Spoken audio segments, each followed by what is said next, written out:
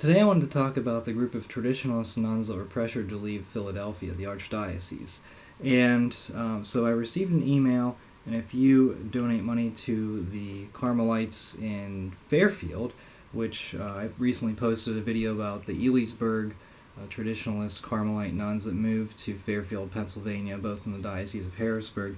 If you donate to them, then they will periodically send out some email updates. And this was an email update, and because there are changes in their communities, this is a good opportunity to see what's going on. So I will post this text of the email in the comments. I will pin the comment so you can read the full email.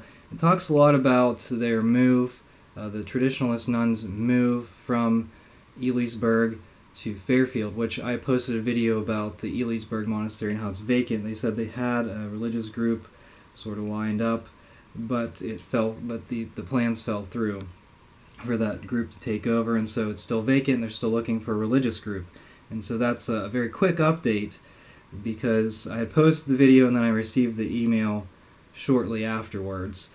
And so still looking for a religious group. But as for the Traditionalist Philadelphia nuns, you'll remember the story. I think Father Z kind of ran with this.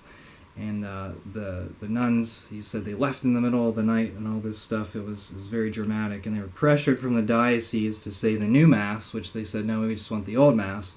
I do want to read a little bit of the clips here from the email, as you can see in the comments. It says that they'd like to dispel any lingering misinformation from the departure. They said it wasn't like a dramatic exit. They just packed up and left and went to Nebraska. I think Nebraska is sort of like the central location for these Traditionalist nuns. They said that moving away from the Elysburg Monastery had nothing to do with the Philadelphia situation, which I didn't think it did.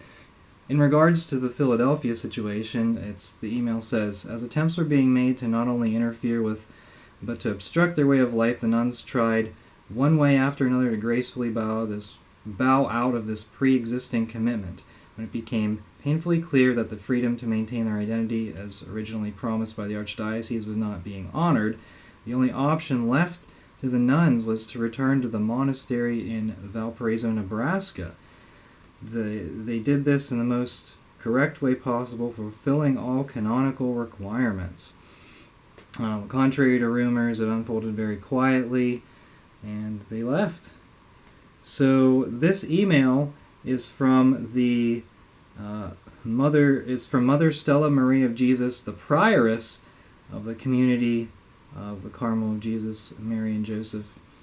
And so this is actually I'm surprised that they were this upfront about their situation. I'm surprised that they would publicly announce that the Archdiocese placed pressure on them to restrict what they could do. And so it appears that the rumors that the Archdiocese of Philadelphia, they placed restrictions on the Traditionalist nuns. They tried to force them to say the new Mass. It appears that those rumors are true. And I know that Archbishop Chaput, while he wasn't necessarily considered a traditionalist, he was very friendly towards tradition, and he permitted several Latin Masses, and obviously this religious community in his archdiocese. But now the new Archbishop, Nelson Perez, it seems he is very hostile towards traditionalists, if this is coming from him, which I imagine, if it's not coming from him, he could easily overrule it, because he's the Archbishop of Philadelphia. And this community, I would imagine that they presumably appealed to him, unless the orders were coming directly from him. So this is really a very concerning situation in the Archdiocese of Philadelphia. It appears that they are very hostile towards traditionalists. And I was actually very surprised to receive this email, because usually I don't receive very many emails from the religious community, but when I do, it's usually about like updates to the community, like, okay, the nuns have moved, and this is what we're doing. But no, this is like full out, by attempting to dispel the rumors, they were able to confirm a lot of stuff. So I'm bringing you this new information. I really am not optimistic about the future for the Archdiocese of Philadelphia. It appears that it's run by sort of a tyrant. You know, if Archbishop Perez is indeed hostile towards tradition, I think he needs to resign. That's my perspective on that.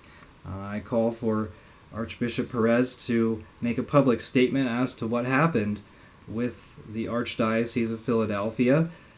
Any more information on this? I'll continue to bring information as it comes into me. But until then, I would encourage you to support the Carmelites in Fairfield in the Diocese of Harrisburg if you get a chance. They're building a monastery from stone, and it's under construction right now. So volunteers are building it, and that's all I have on this situation. So thank you so much for watching. We are the laity, and we will not be silent.